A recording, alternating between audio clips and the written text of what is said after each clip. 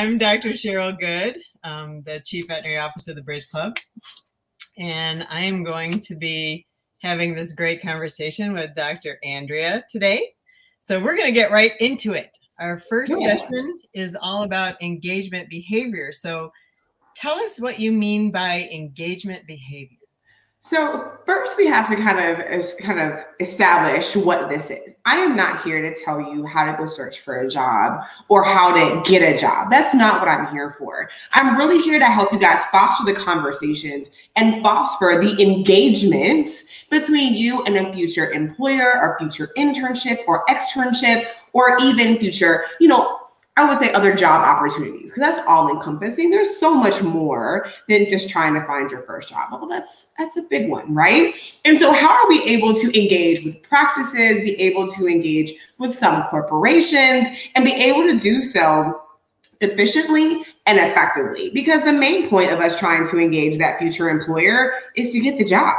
That's what we want. We want the summer opportunity. We want the first job. We want the externship. And how am I able to know that how I engage with them is going to set me up for success? And that's really the shelter and kind of the shell of this whole conversation tonight, is how am I able to engage, and when I leave, they remember me because I left a lasting impression. Perfect.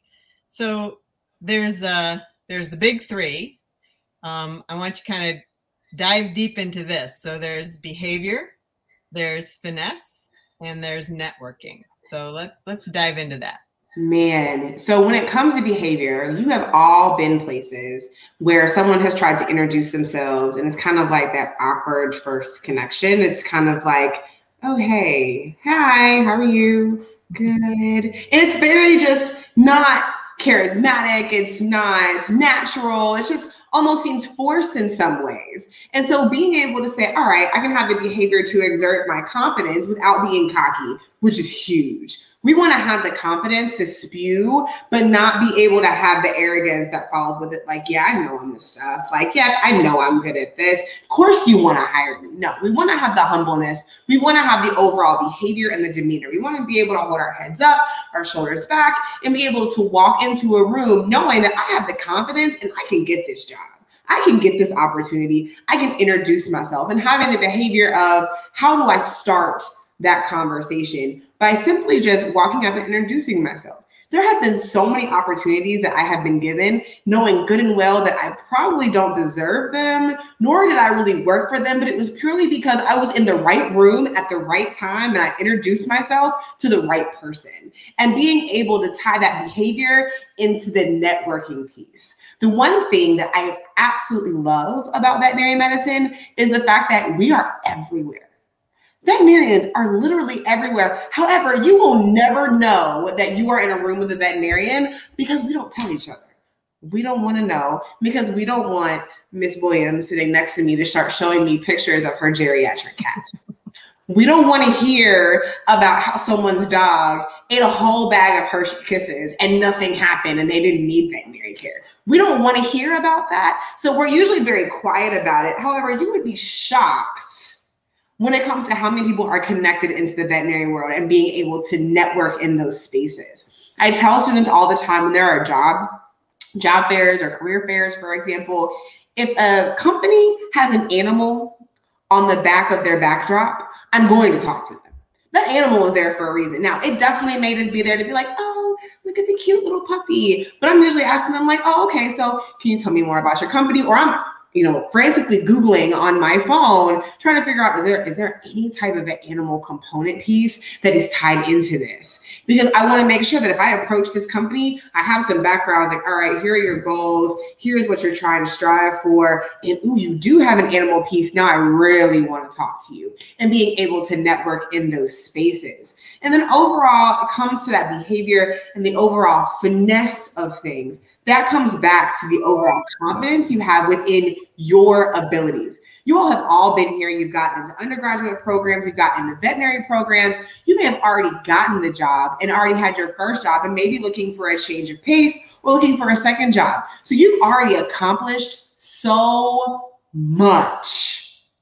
So understanding how to portray that is so important, Because no one knows who you are until you're begin to introduce yourself, or you get into rooms where people start to say your name and you get introduced to more places. For example, I would have never known about the Bridge Club pets because one, I live in a little bit of a hermit shell, right? And two, it's because I had a friend of mine who told and used my name in a room that introduced me to Catherine. And I was like, one, I was like, thank you. And two, I didn't know that they were looking for something that could come on and talk about what have you. So be mindful that finesse is super important. That ties in with the networking and ties in with our overall behavior of how can I go about the next step. Great, thanks. And then what are some of the things that students or, current veterinarians, what are some of the things they may be doing wrong in relation to, to the behavior and finesse and networking perspectives? The biggest thing that I've seen that students are doing wrong is they don't follow up. They think that if a practice doesn't contact them back, or if they don't receive a phone call back, or if they don't receive an email back, that the conversation is over. That's not the case. This profession in general requires resiliency and tenacity. Yeah. Period. You have to be able to push forward, and not to say you're going to be a bugaboo to sit there and say, I'm going to continue to harp on you and harp on you and harp on you until, you pop out and say, oh yeah, we're not interested. Not to say that, but to follow through and say, can I provide any more information for you? I submitted a resume and a cover letter. I would like to follow up with you about XYZ job position or opportunity. And I want to follow up. Is there any more information that I can provide?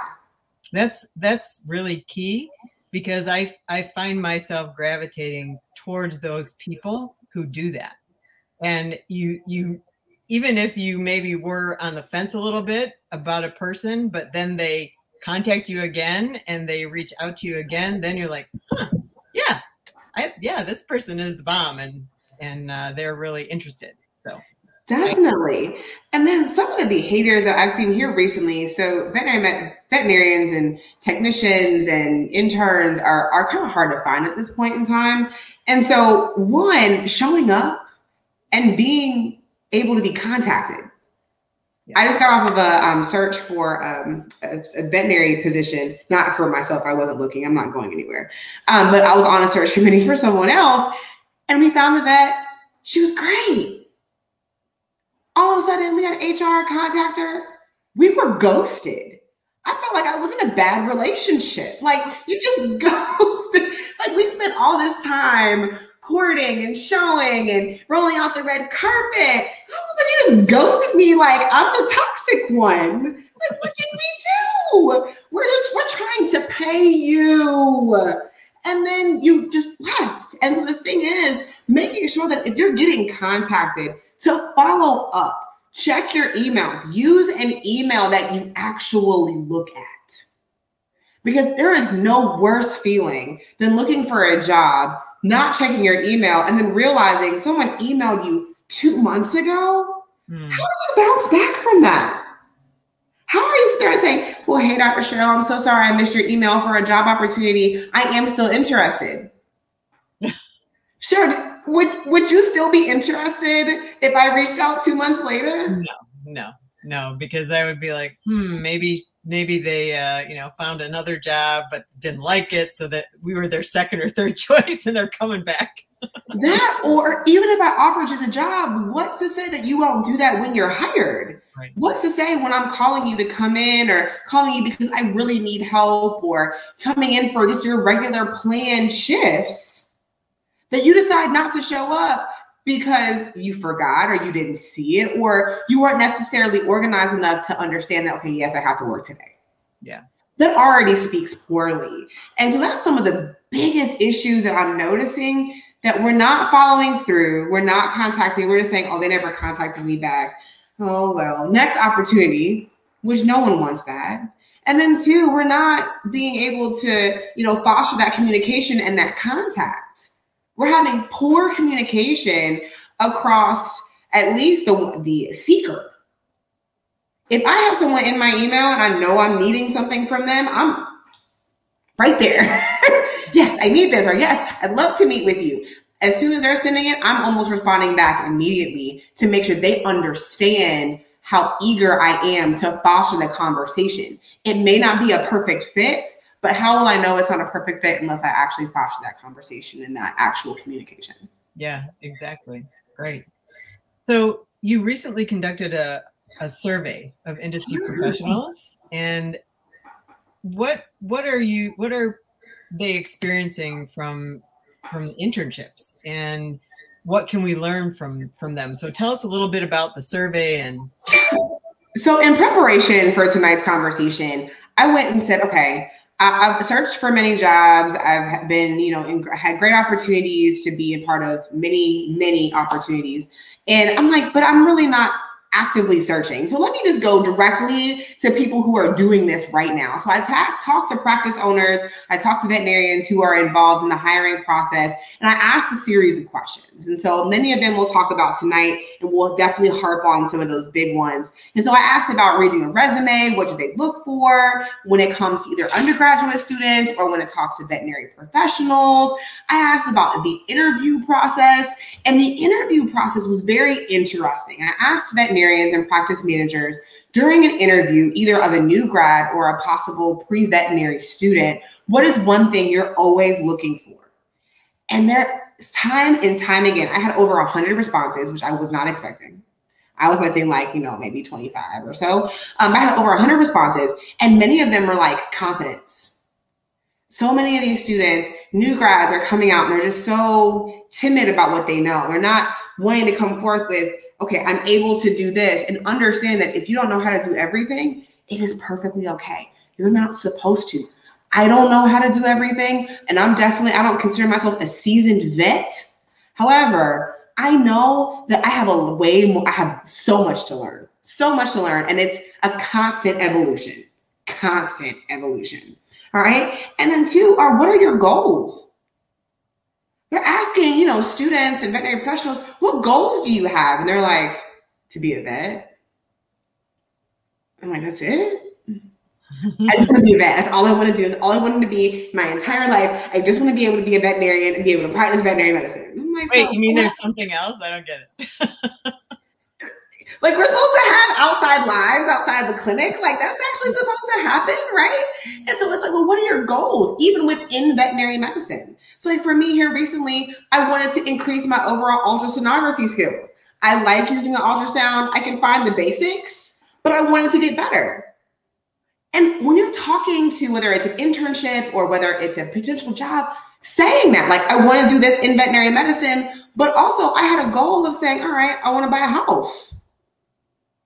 That's a personal goal that I would like to share, because I am more than just veterinary medicine. It's so much more than that. And being able to show that, because we are more than just veterinary professionals. Although we can't go anywhere with anything vet med related across our shirts, we definitely can't get on a plane and sit next to somebody with anything vet related, because then we're going to see fluffy and their terrible allergies, right? However, we're so much more than what's stuck in their practice. So they talked about that. They talked about, we talked about some huge, big interview no-nos. And one thing that stood out there, our first impressions matter. I asked for stories and such, and they were like, you'd be surprised how many people come into an interview with wrinkled clothing. And although I'm definitely not one to judge a book by its cover, because there's so much more than what, is on our outside appearance, but just for the job you want, it's okay to come in scrubs. Now, am I going to have those balled up scrubs that were sitting in the back of my Jeep and I'm going to throw them on for an interview? No, I'm going to iron them at least. I think at least make them look good, put some creases in the sleeves, just a little bit. I'm not going to go get them dry cleaned. I definitely won't do that. However, you might. But to dress for the job that you want. And it's okay to come in business professional. That's all right. But the thing is, I don't wear business casual when I'm in clinics. And I wear business casual when I'm, in my academic settings as a clinical vet. But most of the time, I'm quick to change into some scrubs. But those are some of the biggest things. I know we'll talk more about some more answers later, because I really want to share some of these. I have them highlighted in front of me. That way I don't forget them. But those are some of the biggest things that were standing out from that survey. And like I said, we'll dive in a little bit deeper, especially with some of our breakout tables. Oh, they're going to be so great.